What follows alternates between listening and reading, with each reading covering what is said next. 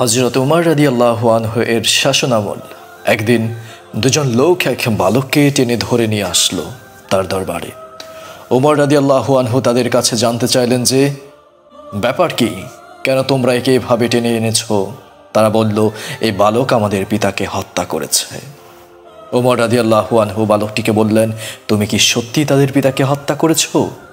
বালকটি বলল, হ্যাঁ, আমি হত্যা করেছি, তবে তা ছিল দুর্ঘটনাবশত।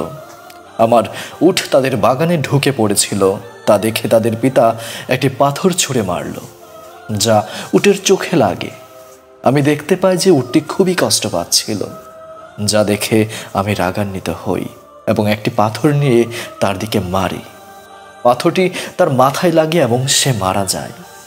উমর রাদিয়াল্লাহু আনহু দুই ভাইকে বললেন, তোমরা কি এই বালককে ক্ষমা করবে? তারা বললেন, না, আমরা তার মৃত্যুদণ্ড চাই। উমর রাদিয়াল্লাহু আনহু বালকটির কাছে জানতে চাইলেন, তোমার কি কোনো শেষ ইচ্ছা আছে? বালকটি বলল, আমার আব্বা মারা যাওয়ার সময় আমার ছোট ভাইয়ের জন্য কিছু সম্পদ রেখে যান, যা আমি এক জায়গায় লুকিয়ে রেখেছি। আমি 3 দিন সময় চাই, যাতে আমি সেই জিনিসগুলো আমার ভাইকে দিয়ে আসতে পারি। আমার কথা বিশ্বাস করুন।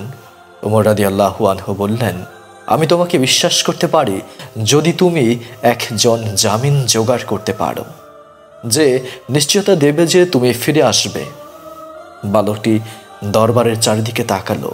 এত মানুষের মধ্যে কেউই তার জামিন হলো না, সবাই নিচের দিকে তাকিয়ে রইল। হঠাৎ দরবারের পেছন থেকে একটা হাত উঠল। কার হাত ছিল এটি? প্রখ্যাত সাহাবী আবু যর গিফারি রাদিয়াল্লাহু আনহু। তিনি বললেন, আমি তার জামিন হব। চিন্তা করুন, জামিন মানে কি?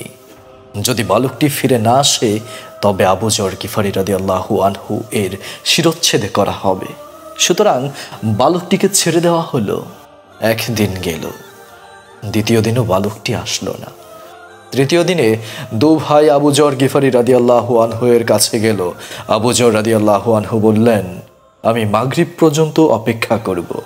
মাগরিবের কিছুক্ষণ আগে আবু যর গিফারি রাদিয়াল্লাহু আনহু দরবারের দিকে রওনা হলেন। মদিনার লোকজন তার পেছন পেছন যেতে লাগলো। সবাই দেখতে চায় কি ঘটে। আবু যর রাদিয়াল্লাহু আনহু একটি বালকের ভুলের কারণে আজ জীবন দিচ্ছেন। হঠাৎ আজানের কিছুক্ষণ আগে বালকটি দৌড়ে আসলো। লোকেরা সবাই অবাক হলো। উমর রাদিয়াল্লাহু আনহু বললেন, হে বালক, তুমি কেন ফিরে এসেছো? আমি তো তোমার পেছনে কোনো লোক পাঠাইনি। কোন জিনিসটা তোমাকে ফিরিয়ে আনলো? বালকটি বলল, আমি চাই না যে কেউ বলুক একজন মুসলিম কথা দিয়েছিল, কিন্তু সে তা রাখেনি, তাই আমি ফিরে এসেছি। উমর রাদিয়াল্লাহু আনহু আবু যর রাদিয়াল্লাহু আনহুকে বললেন, হে আবু যর, তুমি কেন এই বালকের জামিন হলে? আবু যর রাদিয়াল্লাহু আনহু বললেন, আমি দেখলাম একজন মুসলমানের সাহায্য প্রয়োজন। আমি চাই না যে কেউ বলুক একজন মুসলমানের সাহায্য প্রয়োজন ছিল, কিন্তু কোনো মুসলমান তাকে সাহায্য করেনি। এ কথা শুনে দুবাই বলল, আমরাও চাই না যে কেউ বলুক একজন মুসলমান ক্ষমা চেয়েছিল, কিন্তু অন্য মুসলমান তাকে ক্ষমা করেনি। তারপর বালকটি মুক্তি পেল। জাযাকাল্লাহ খায়রান। ভালো থাকবেন সবাই। পরবর্তী ভিডিও দেখার আমন্ত্রণ জানিয়ে এখানে শেষ করছি। আল্লাহ হাফেজ।